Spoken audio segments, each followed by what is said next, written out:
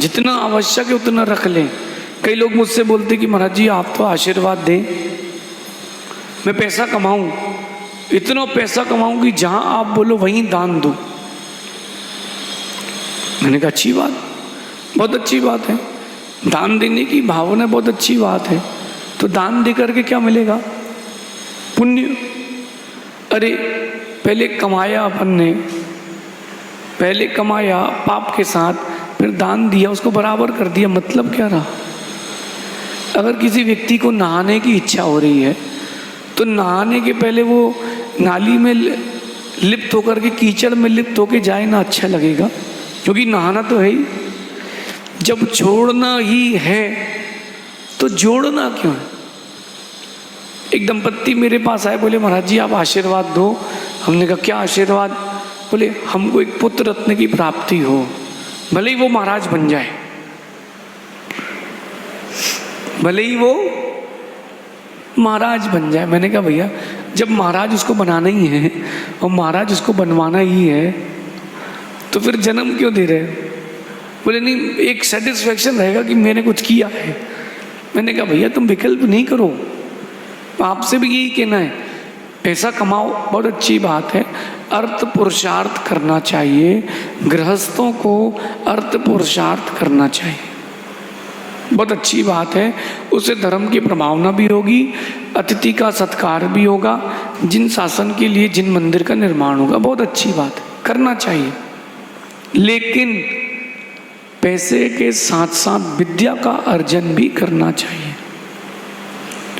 आज के दौर में लोग पैसे वाले हैं, बुद्धि वाले नहीं हैं। पहले लोग बुद्धि वाले भी थे, पैसे वाले भी थे। आज का दौर देखो ना आप, सिर्फ और सिर्फ पैसा कमाने में लगे हैं, पैसे का संग्रह है, पैसे का रक्षा नहीं है। इसलिए मेरा मानना है कि धन से ज़्यादा विद्या को स्थान दें। क्यों? क्योंकि चोर इसको चुरा नहीं सकता। धन को तो चोर चुरा सकता है, लेकिन आपकी विद्या को, आपके ज्ञान को कोई चुरा नहीं पाएगा। अच्छा, भाई बंधु इसको बांट नहीं पाएंगे। पैसे का बंटवारा तो भाई कर लेगा, बेटा कर लेगा, पत्नी कर लेगी, लेकिन बताओ आपकी विद्या को कौन बांट पाएगा? कोई नहीं बांट पाएगा। एक और बात, राजा मांग नहीं सकता, राजा उसको मांग ही नहीं सकता। अगर आपके पास पैसा है तो ऐसा टैक्स, ऐसा GST, इनकम टैक्स वो ले जाएगा, बहुत सारे फंडा हैं। लेकिन अगर आपके पास विद्या है तो राजा उसको मांग नहीं सकता। और बात समझे, विद्या का कोई वजन होता ही नहीं है, विद्या का कोई वजन होता ही नहीं, लेकिन जिसके पास विद्या होती है वो सबसे वजनदार होता है। जिसके पास ज्ञान होता है वो वजनदार होता है। अपने आप को बौद्धिक स्तर की चीज़ों से, ज्ञान से जोड़ें। आप अपने आप को केवल अर्थ पुरुषार्थ तक सीमित ना रखें, क्योंकि आप मनुष्य पर्याय में हैं, और मनुष्य पर्याय में आने के पश्चात पैसा कमाना ही उद्देश्य नहीं रह गया। मैंने ऐसे भी लोगों को देखा कि जब वो कुछ नहीं था तो बहुत धर्म करते थे, मंदिर जाते थे, पूजा अभिषेक करते थे, और जैसे जैसे संपत्ति बढ़ती गई मंदिर जाना ही बंद कर दिया। बोले क्या फर्क पड़ता, काम तो चल रहा है। लेकिन कर्म कहता है, प्रकृति कहती है, अशुभ के दिन में तुमने याद किया तो तुम्हारे शुभ के दिन आ गए, तुम शुभ के दिन भूल चुके हो, अशुभ के दिन फिर से आ जाएंगे।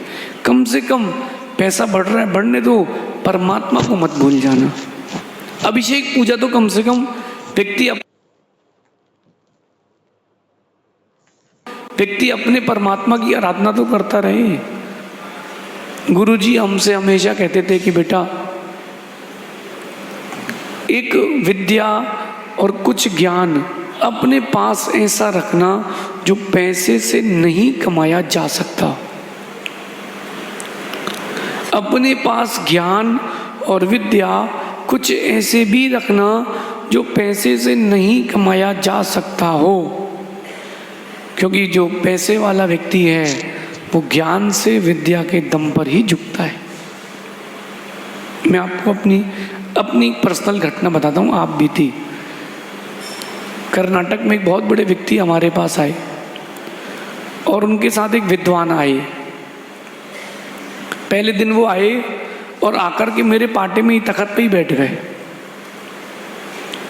तखत पर बैठ गए और उन्होंने पूछा क्या चल रहा है, आप कहाँ से आए हो, क्या नाम है।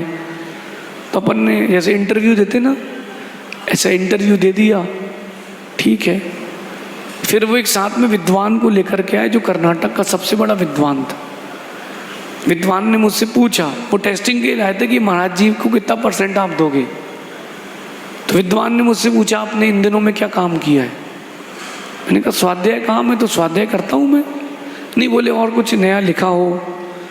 तो मैंने कहा ये मैंने हाड़े कन्नड़ में काम किया है, कन्नड़ में ये काम किया है, प्राकृत में ये किया है, संस्कृत में ये किया है।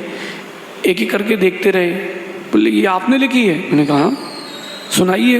मैंने कहा बंद करो, मैंने तो लिखा है, मुझे तो पूरा याद है। सुनाना प्रारंभ कर दिया।